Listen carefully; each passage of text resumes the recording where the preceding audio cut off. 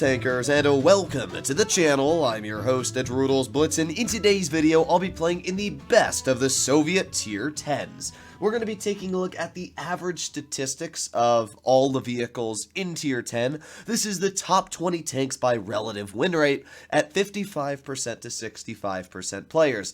I have brackets that are lower, like 45 to 55% and 0 to 45%. But I feel like for a general audience, 55 to 65 is a pretty good number to pick from. So, let us see. The number one performing Russian vehicle is actually the IS-4. And then the second best is the IS-7, finishing off with the Object 268 version 4. The next highest is, wow, all the way down here being the Object 263. That's actually quite surprising to see not many Russian vehicles up in the list. The 140, 62A, 200LT, and Object 268 made no sight whatsoever. But, as we saw, the IS-4 is actually the second best performing Tier 10 in the game when it comes to that level of players. Now, the IS-4, it makes sense why it's such a good performer, especially for a little bit lower of bracket. If you actually go up to 65% plus players, the Type 71 is in second place. And I would say the main reason why the IS-4 does a bit better for the lower level of players is because it has more hit points at 2,809, and it's a bit slower, which means you can't YOLO into the front line as fast, plus it has a nicer gun. The IS-4 is 2,452 DPM, it's got pretty good dispersion at 0.344, aiming time is not great at 4.6 seconds, it's got pretty decent on-movement dispersion though, and add that in with the fact that this vehicle has 20 more alpha than your average heavy, and a lot more penetration, 374 millimeters on the heat, and yeah, it makes a lot of sense to me why this is such a strong performer.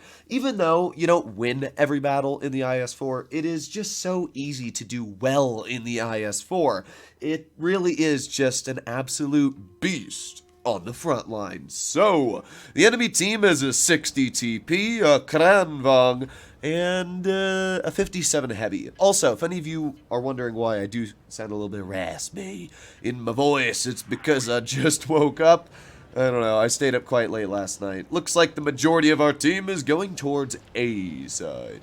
So, what do we have? VK90, T57 Heavy, and a Super Conqueror. You know what? That's actually a pretty decent lineup when it comes to heavies. We actually have one more than they do. I'm hoping that our grill doesn't frontline, though. I can't tell you how many times I watch grill players think they can get away frontlining. It really doesn't go well, like even in the slightest. But let us see. We're pushing up. We got the 60 TP in front, and that does give me the slightest inkling that they're probably going towards this side. Let's see. I don't see anybody crossing through here, though. Interesting. Okay, maybe they are going towards Seaside. I'm kind of surprised to see that. What? Okay. Well, this 57 Heavy is going to regret that decision, I can tell you that for a fact. Now, the 60's here, and as you can see, he pens a shell right into my frontal armor, which kind of sucks for me. But at the same time, we're just going to keep on going. We're going to load a heat shell and get a very, very easy penetration into his vehicle's frontal armor. Now, we got the Kron right in front of us, and, well, let's see if we can get a shell into the Kron. Hello! Thank you very much. Okay.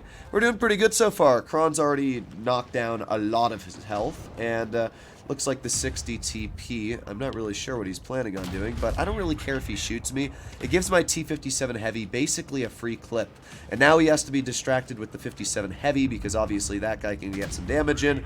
Now the 60 TP is basically dead. And if you look at my health, I mean, I still have quite a bit left because, as I said, this vehicle has so many hit points. It is crazy, but you really cannot whittle down the IS-4 unless you shoot it over and over and over again. It's just crazy how much HP it's able to use.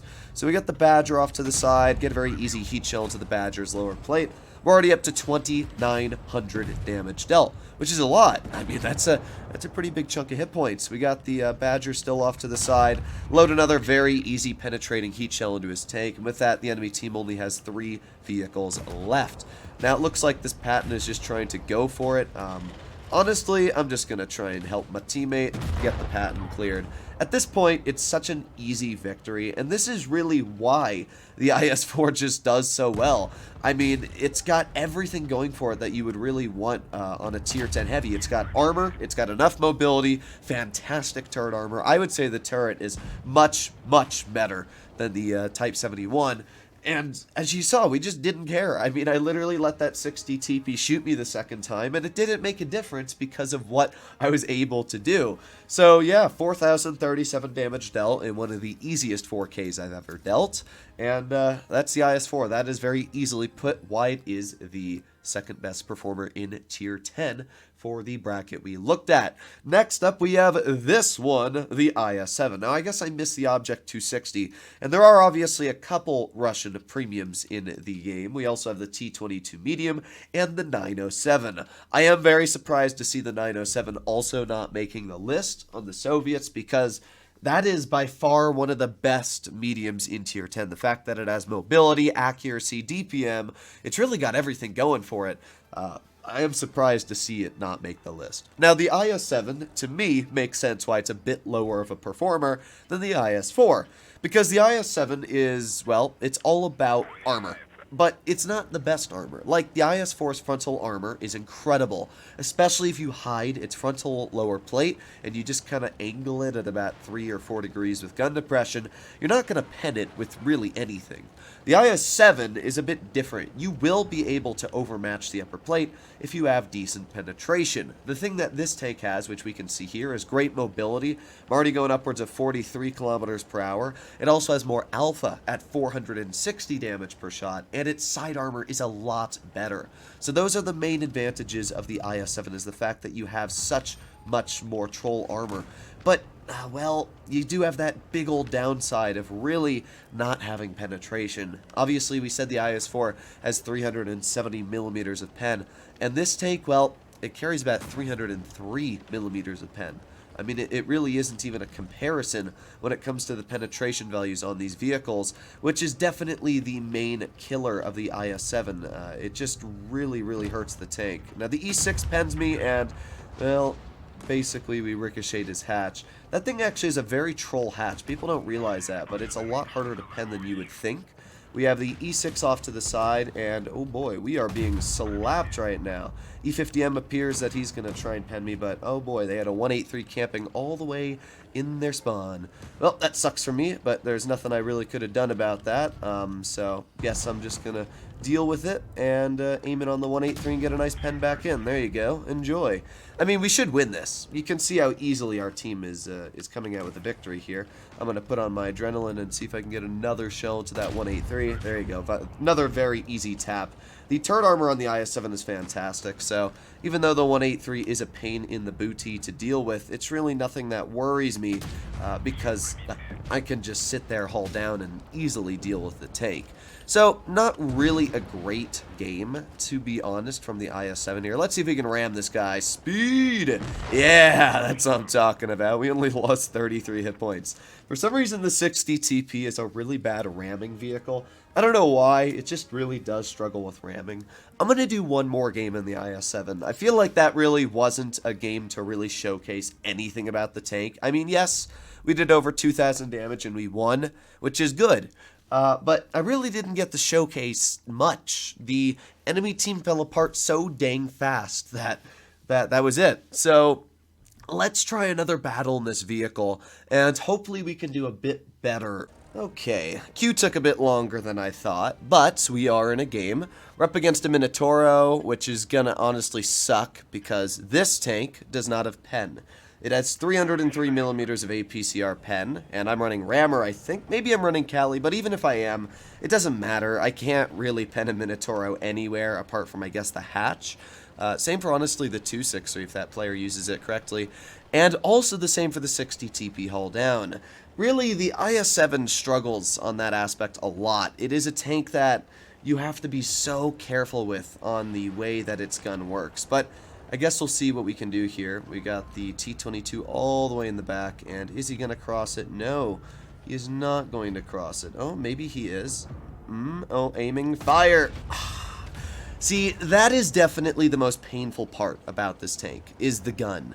It misses so many easy shells, and it does make you cringe a little. I mean, that was such an easy shot, and the fact that it missed did make me a little sad. And that too, I mean, yes, these aren't the easiest of shots, but it's the fact that this gun is so dang inaccurate when I could be driving, you know, an IS-4 or like a concept in a hull down spot as well and just have so much more accuracy.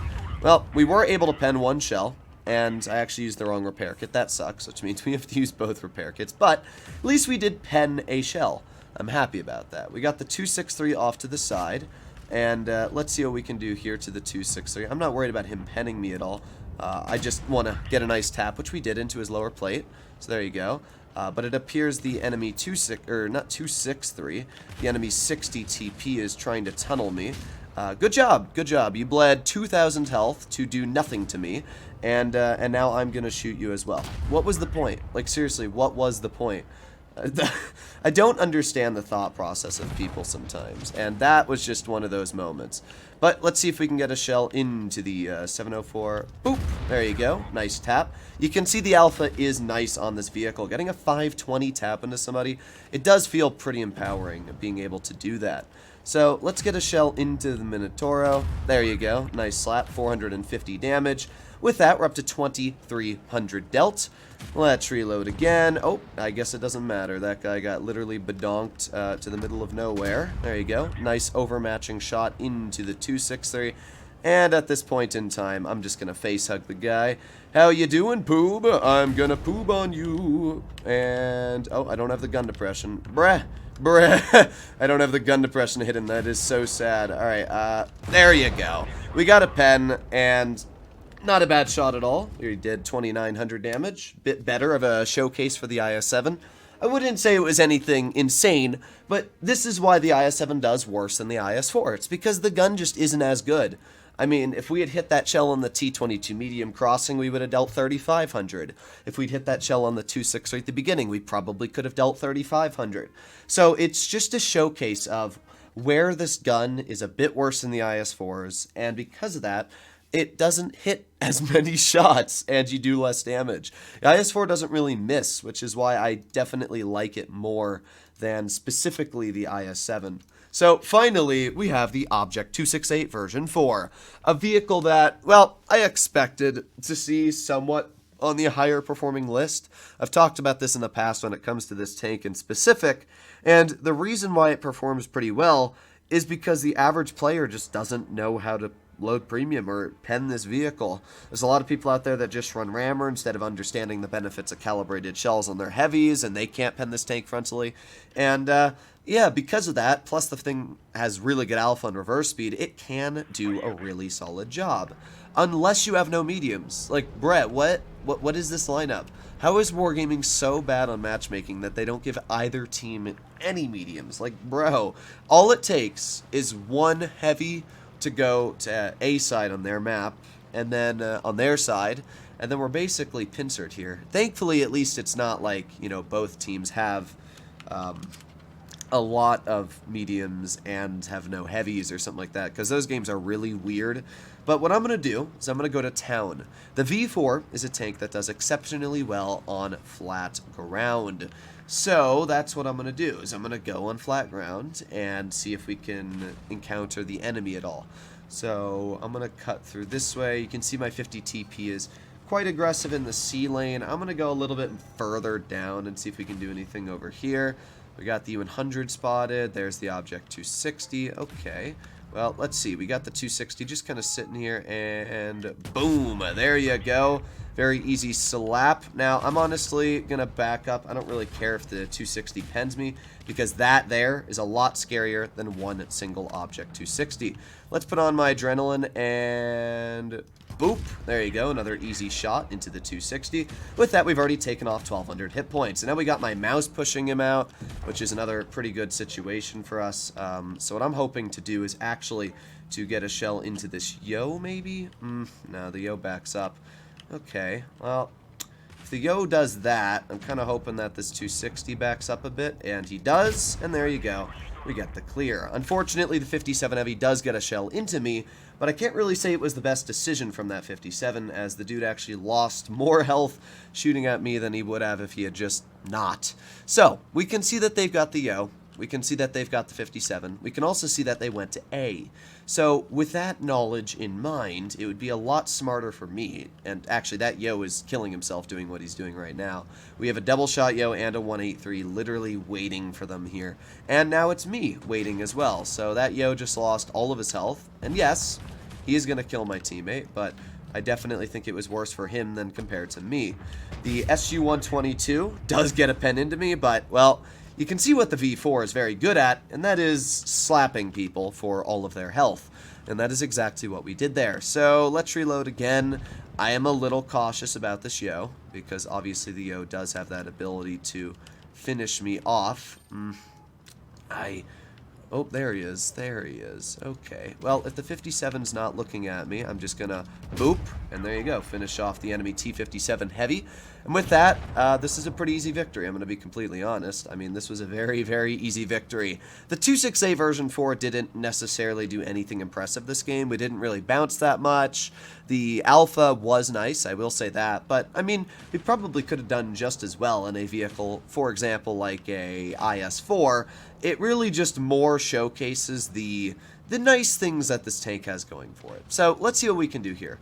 The T110E3 is going to probably push up quite aggressive, and I'm just going to send the guy. I mean, my 50 TP is going to send him as well, it appears. And, well, long live that guy, I guess, right? Let's just drive down here so we have gun depression, aiming, and fire. There you go, very easy 600 damage penetration, and with that, a 3600 damage game. Okay, well there you have it, ladies and gentlemen. Hopefully, this was a good showcase of the top 3 performing Soviet vehicles in World of Tanks Blitz. All victories, all pretty fun games, and yeah, I enjoyed this. So, if you'd like to see more like this, please consider smashing that subscribe button down below, and I'll see you in the next one. Bye-bye.